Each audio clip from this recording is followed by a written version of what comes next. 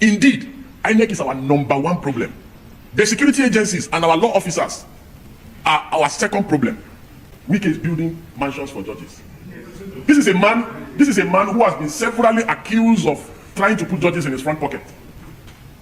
Same Wike has his cousin in INEC as an INEC commissioner. It was that guy that just conducted a good election. That is the country where you believe that elections will be free and fair. Or that when they are not free and fair, that you can get some recourse in the courts. We joke too much in this country. Ours is a country where we do the same thing over and over again, but we expect different results. It will never happen. So we need to dismantle the system to say everybody in INEC, they are all working for the ruling party. We can't have a credible election like that.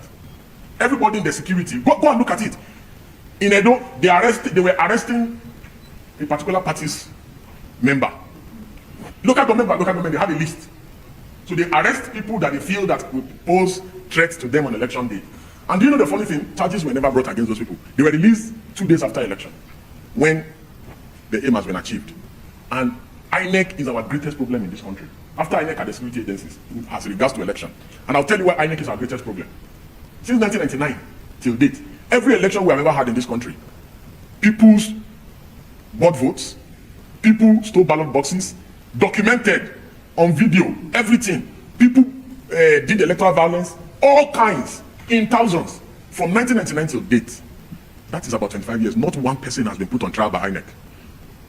Not one person in 25 years has been prosecuted for electoral offenses in Nigeria. Not one. So how can we talk about judicial independence when even the procedure for recruitment for judicial officers is already corrupted? No politically exposed person should be a judge. No politically exposed person should be a judge. No politically exposed person should be in INEC. 85% of people in INEC today, they are politicians. Look at Wike's cousin. He's a national commissioner in INEC. Wike's wife is a judge of the Court of Appeal. Politically exposed person should not go anywhere near our judiciary. Politically exposed person should not go anywhere near EFCC. Hello guys, welcome again to my channel. My favorite lawyer Deji Adeyanju. I've also come out. I don't know why that man have sworn that he's going to frustrate Wike till the end of his life, because Wike needs someone like this. Because if not, Wike will keep on tormenting people's life. How can we be building houses for judges, whereas you are owing your workers in Abuja? We are busy building, trying to pocket INEC. You can imagine your cousin is in INEC, and then the same person conducted a election, and you think it will be free and fair. Doesn't make sense. And thank God for this man, because he said that the one problem we have in Nigeria is our judiciary. Number 2 is our security. Number 2, because I posted a video where a policeman was caught raping a victim, a suspect, in the cell. First of all, he drugged the girl and then now raped the girl. This is the country where our police are meant to be protecting us, but now we are protecting ourselves from the police. And these things cannot be done if not for the help of social media. And thank God for social media. Social media have come out to keep these people out, to expose them, because if not, who would have known that thing happened? And thank God for that guy that recorded that video and then exposed that policeman, because if not, they will all deny. Now this lawyer have come out again to blast INEC, blast Wike, because I don't see reasons why Wike will be building housing for judges, whereas we have some workers who are owing big amount of money in Abuja. But let me like guys continue this video and hear what Deji has to say about Wike and the INEC and also our security people. See you guys at the video. I was the only one who told them that the beavers will not work. I was the only one who told them that electoral transmission of votes will not happen. I was the only one on this pulpit who said Tinubu will win. I was the only one.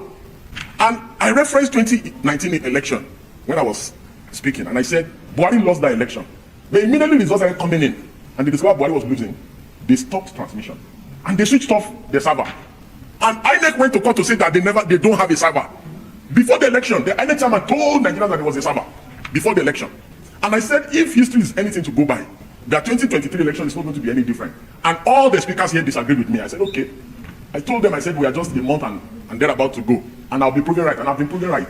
I do not want to sound like a bad prophet, like a prophet of doom, like I always sound. The reason why you see some of these things happening today, where EFCC wants to carry out an operation, and the Abelo already has a hint before the operation happens, is because go and look at the recruitment process for EFCC. In the last 10 years, it's politicians, senators, House of Reps, they bring their children, their cousin, they bring a list. How can you have politically exposed persons? You want them to fight corruption? It can never happen. How can you have politically exposed persons in the judiciary? The wife of a known politician is a judge. The cousin of a known politician is in an institution that is supposed to be called Independent National Electoral Commission. Remove the word independent from there when you have politicians running the place. So you cannot expect any credible outcome from INEC. See, the Locus Classical's case of the Abiola's case as to regards to even the insinuation of bias alone, once the right-thinking members of the society feel that the judiciary is biased, it's already one of the greatest indictments that can happen to the judiciary. And that is why the Supreme Court said in that case that whenever anyone is of the view that the court is biased, that the judges must recuse themselves.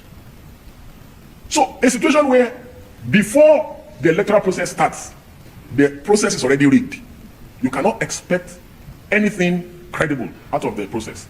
I hate to say this, as of today, Tinubu runs PDP, and he runs Labour Party, and he runs NMPP, and he runs APC. What we currently have today is a one-party state. Because the national chairman of PDP reports to Bola Ahmed Tinubu.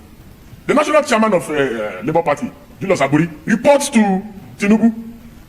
The national chairman of NMPP reports to Tinubu. And of course, Ganduje reports to Tinubu. So, it boils down to what my leader said before me, that it's about credibility. Ours is a nation where credibility means nothing, where people do not value integrity, where people think of stomach infrastructure before they think of character. Because if not, the only person that has even attempted or tried to bring some form of restoration in removing some of the moles of the APC in his political party is Peter Obi, who has tried to remove Aburi. Even the PDP cannot hold his neck. And it is Wike's men and the president's men that runs the PDP. The NMPP, they are not even pretending about it. It is the president's men that runs the NMPP. So, and how can you have credible elections without strong, credible political parties? It is when the political parties are strong, like we are currently seeing in the US, keenly contested elections. You can see the political party system structure in the US, very healthy, very independent. You can see that the electoral commission in the US is independent. You don't have political office holders, political party members being appointed into, the electoral system in the US, and that is what makes this institution strong. Again, most ironic is the issue about collecting of money, vote buying. The people that collected 10,000 naira in Edo, are they still having a good time? The INEC officials that were bribed with 10 million, 20 million, today, 20 million is the new 300K or 500K. Because no matter how much money for compromise you collect, it can never be enough. And that is why you see former governors who stole billions, 12 months down the line, they already look broke, wrecked. The money is cost. Corruption money is cost. I have never seen someone that stole government money that is doing well. I have never seen it. And they are never satisfied. They are always looking for more and more and more. So at a point, we need to get to a situation, we need to get to a spot in this country where we tell ourselves, yes, that we have been bad enough as citizens. We have been bad enough as leaders. And that we want to make amends for all our bad deeds. Until we get to that level, I don't see this country sincerely moving forward. Again, the most heartbreaking of all our plights in this country is the allegations and counter-allegations of judicial compromise and corruption. Nothing breaks the heart more. The reason why our economy is bad is because of those allegations.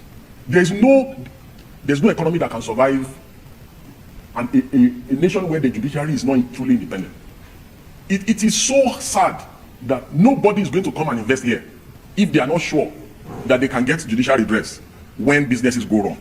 Again, it's also very important to note that the idea that elections can be won by campaign, by ideas, is always very alien to me, because elections have never been won based on ideas or campaign here in recent history.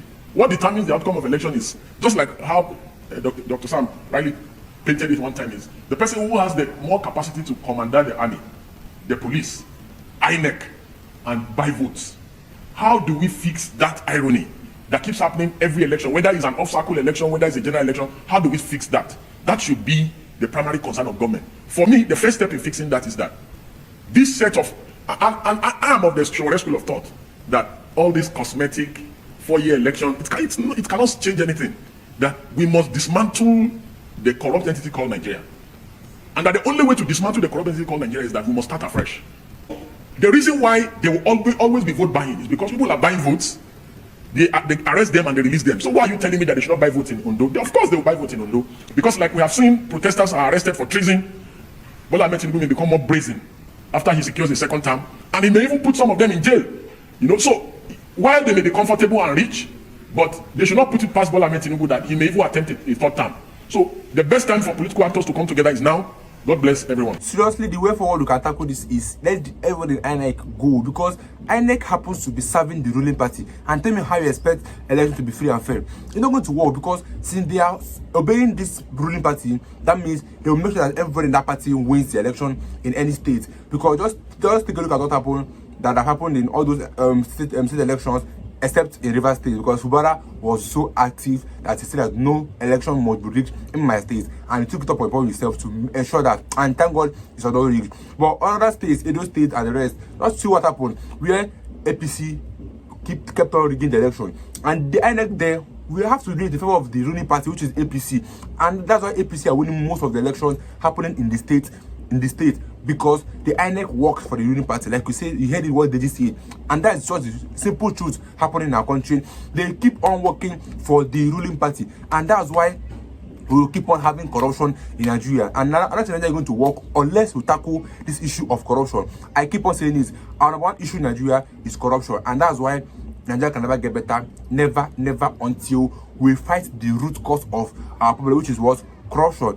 If we don't work on corruption, I don't think it's going to help us in any way. We need to work on corruption and make Nigeria a better place. If we don't work on this corruption, because now even our security agencies are not corrupt, because you see, a son that is guilty can use money and buy his way out of guilty, and then not make the person not guilty to be guilty. That means they are changing power because you have money and you think you have the connection. So that's what corruption. Where our INEC are always working for the ruling party, where our judges are working for the ruling party, where the court working for the ruling party. That means nobody now giving a clear judgment or a right judgment. They're not being biased in their judgment. That tell me the reason why Supreme Court can give an order, and then the Federal High Court is yet to obey the order. The government is yet to obey that order. Whereas by constitution, Supreme Court order is final. When our country Nigeria, it's not like that. So let everybody video watch the comment section. I will take a short by this video. Stay tuned, guys.